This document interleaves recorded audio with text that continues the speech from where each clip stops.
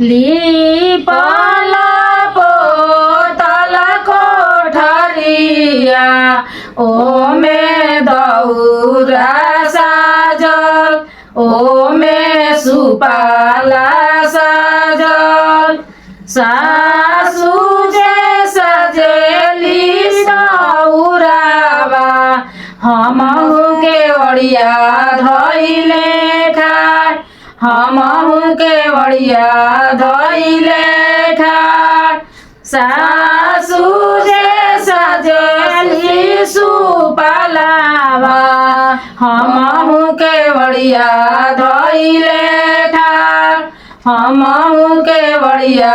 धइले ठार चलो बहुआ छोटी माई के घटिया भइले अरगिया के बेट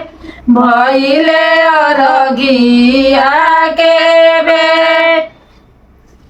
चलो बहुआ छोटी माई के घटिया भइले अरगिया के बेट भइले अरगिया के बेट जमने मुँह से कलू सासु बाझिनिया ना जइबो छठी माई के घाट ना जइबो छठी माई के घाट जबले ना गइहे अदुत बाला कावा ना जइबो छठी माई के घाट ना जइबो छठी माई के घाट लिपल पोतल कोठरिया